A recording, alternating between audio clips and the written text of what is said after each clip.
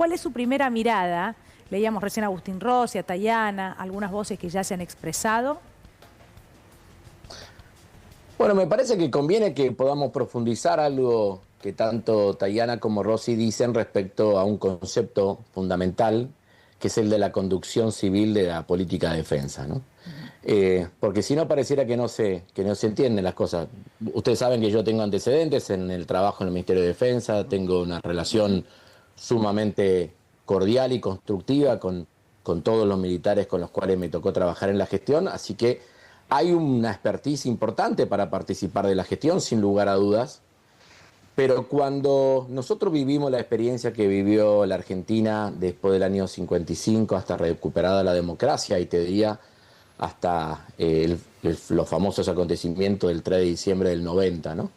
Y cuando vos analizás lo que pasó durante todo ese tiempo, no solamente en las Fuerzas Armadas, sino también en la política, lo importante es que uno trate de que la política se haga cargo de las definiciones en política de defensa y, por otro lado, que las Fuerzas Armadas puedan actuar dentro del marco de la democracia, pero al mismo tiempo sin entrar en un proceso de partidización que lo que puede hacer es que la corran del objetivo fundamental que tienen las Fuerzas Armadas. Yo creo que la política de defensa tiene que ser una política de Estado, no te lo estoy diciendo a vos. Algunos que están allí en el piso me lo habrán escuchado decir en las comisiones, integro la Comisión de Defensa de la Cámara de Diputados, y me parece que la designación de Presti, más allá del nombre, más allá de los antecedentes, más allá de su condición de militar, me parece que lo que debería abrir el debate es cuánto la política está dispuesto a hacerse cargo de las definiciones que hay que tomar en materia de política de defensa, y por el lado de las Fuerzas Armadas, si esta situación no marca un proceso de compromiso en una gestión de gobierno, que claramente la lleva adelante el presidente Milei con los libertarios, y esa orientación política no, en algún lugar nos genera un perjuicio para la profesionalización que tienen que tener las Fuerzas Armadas. Vos me preguntás a mí, yo no lo hubiera nombrado. Y no se trata de una cuestión de nombres ni de antecedentes. A mí me parece que la política tiene que tener cada vez más expertise y lo viene teniendo en el diseño de la política de defensa, y nosotros necesitamos Fuerzas Armadas que, lejos de estar vinculadas partidistamente, tengan una mirada general y al mismo tiempo tengan la capacidad de implementar las orientaciones que da el poder político en su ámbito específico, tratando de que no vaya de un lado para el otro de acuerdo a los tonos políticos que puede tener una determinada gestión. ¿Esto requiere objetar su designación? No se trata de objetar, está dentro del proceso de designación del presidente de la Nación, que constitucionalmente lo puede nombrar. Ha habido ex jefe de las fuerzas con alto rango en el Ministerio de Defensa, por ejemplo, secretario de Asuntos Militares, y eso ha sucedido en la Argentina. Me parece que la figura del ministro de Defensa merece un civil que esté comprometido con la gestión de gobierno, que marque la línea de trabajo que el presidente de la Nación, como comandante en jefe de la Fuerza Armada, pueda efectivamente trasladar al ámbito militar, y al mismo tiempo las Fuerzas Armadas merecen tener una distancia con los procesos de partidización, para que no queden en algún lugar subsumido dentro de un esquema partidario y que no pierdan la mirada general que tienen que tener las fuerzas. David. Germán, buenas noches. Bueno, sí, es cierto, yo lo he escuchado muchas veces hablar del tema. Una pregunta técnica tiene que ver con que, supongamos que mañana la Comisión de Defensa de la Cámara de Diputados quiere citar al ministro de Defensa para una interpelación, para que declare, para que explique. Que sea un funcionario, que sea un miembro de una Fuerza Armada, ¿le impediría ir a hablar al Congreso sobre las preguntas que le pueden hacer los diputados o no? No, porque en el momento en que él es designado ministro, le caben todas las responsabilidades que le impone la Constitución Nacional al staff de colaboradores del presidente de la Nación. No, en lo más mínimo.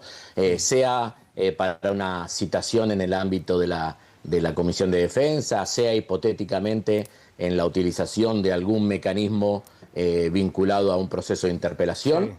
Sí. Inclusive le podría caber, si entra dentro de alguno de los causales, hipotéticamente una situación de juicio político, sea por mal desempeño o sea por algún posible delito en el ejercicio de sus funciones. La Constitución es muy clara al respecto. No estamos hablando del caso. Vos me hacías una mención general, Sí. Y yo planteo una respuesta general respecto a eso. Él, desde el momento que acepta ser ministro de la Nación, le caben todas las obligaciones que tiene cualquier ministro y que están claramente establecidas en la Constitución Nacional.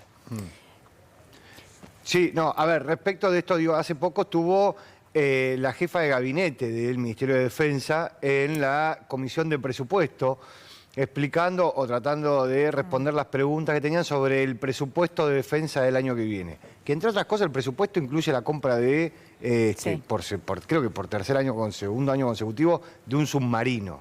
No entiendo muy bien de dónde va a salir la plata, pero bueno, más allá de eso, digo... Donde hay otros para reparar, además. Claro, Bueno, ya... pero la preocupación, digo, que mostró el diputado Martínez y buena parte tenía que ver con la obra social.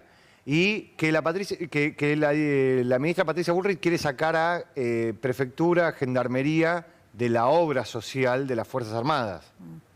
Digo, ¿qué cree que va? Digo, ¿esa cómo se soluciona? Haciendo más eficiente la gestión de la obra social. A ver, para los que nos están siguiendo, el Ejército, la Armada y la Fuerza Aérea comparten la obra social junto con Gendarmería y Prefectura. O sea, las hablando de tres Fuerzas IOSFA. Armadas, Sí. el IOSFA, el famoso IOSFA, ¿no? Sí. El año 2013 se avanza a través de un DNU dictado por la entonces presidenta de la Nación, Cristina Fernández de Kirchner, se avanza en la constitución del IOSFA. Y en el 2015 queda normalizada la nueva obra social, tiene 10 años de experiencia. En estos 10 años hubo un ciclo muy deficitario para la obra social, que fue la gestión de Mauricio Macri. Hubo un ciclo que dejó al final de la gestión en la obra social con superávit palpables, tanto en las cuentas que tienen en el banco Hasta como 2023. en el proceso. Hasta 2023 exactamente, y hoy aproximadamente la deuda que tiene la obra social asciende a los 180.000 millones de pesos. Realmente es una deuda enorme, hay una pésima gestión en lo económico financiero, pero también hay una pésima gestión en lo prestacional. Tanto el personal militar como el personal de las fuerzas de seguridad están muy disconformes con todo eso.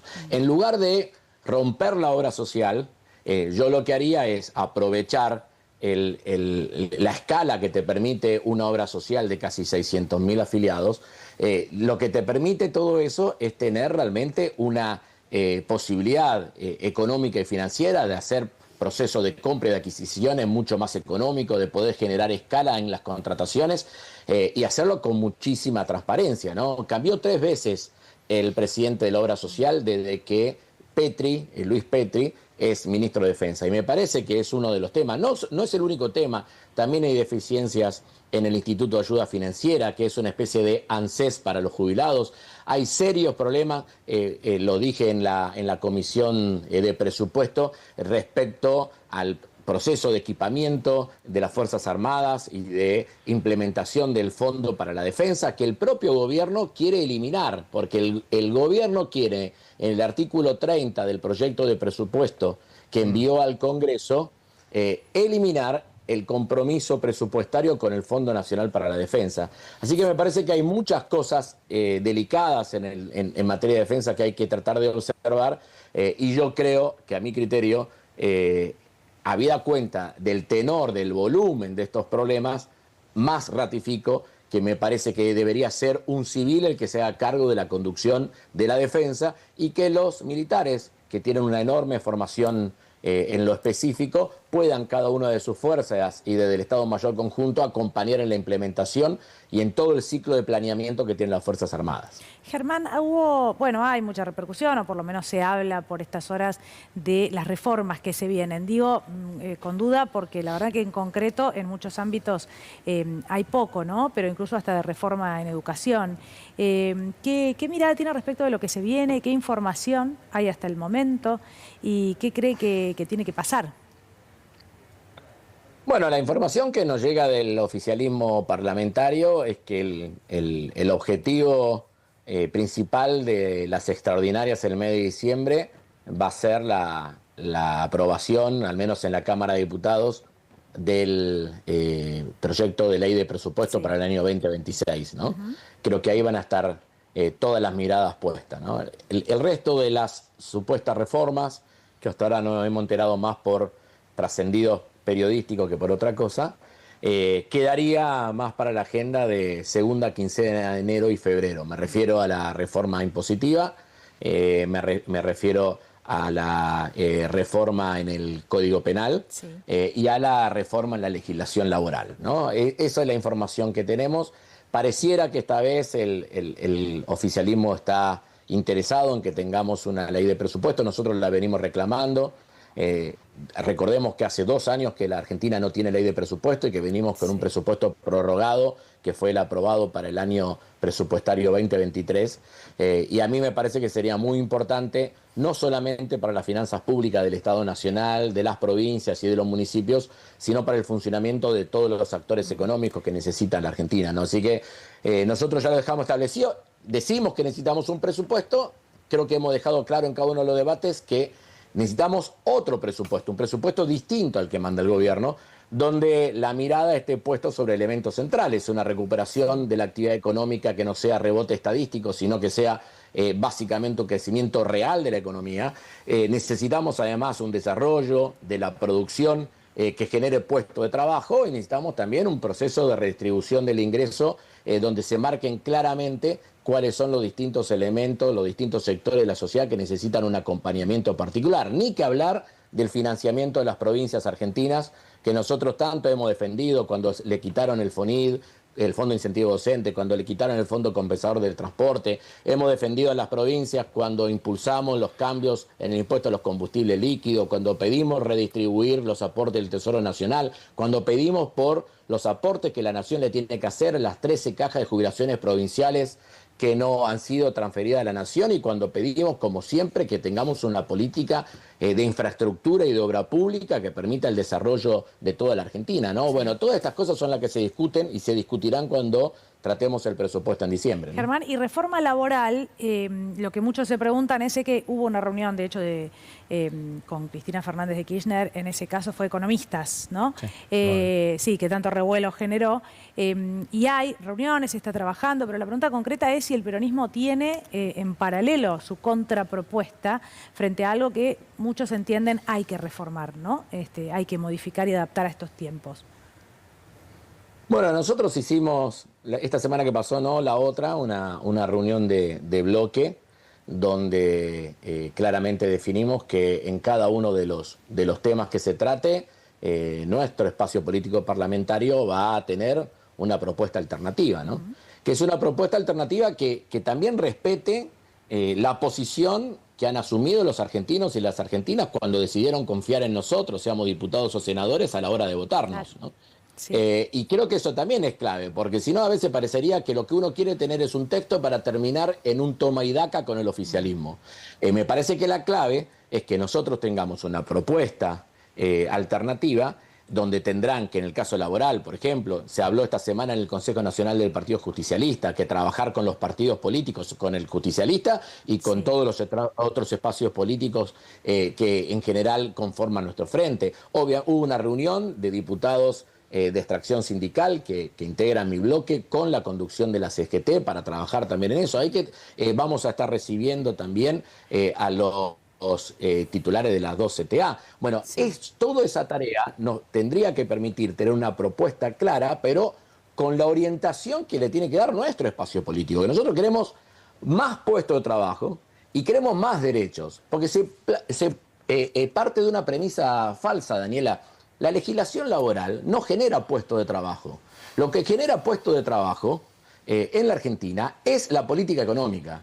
Entonces, esta política económica lo que ha hecho es de que prácticamente se pierdan 200.000 puestos de trabajo formales en los últimos 2 años. Y nosotros lo que tendríamos que buscar es una legislación laboral que permita acompañar una política económica generando puestos de trabajo. Pero si creemos que por modificar la legislación laboral nosotros vamos por a conseguir incremento de los puestos de trabajo, es absolutamente una equivocación. Martínez, gracias por haber hablado con nosotros. Gracias a ustedes, que sea muy bien. Bueno, momento de hacer una pausa, corte breve, porque nos quedamos sin tiempo, pero estamos hasta las 9 de la noche. Aquí los acompañamos.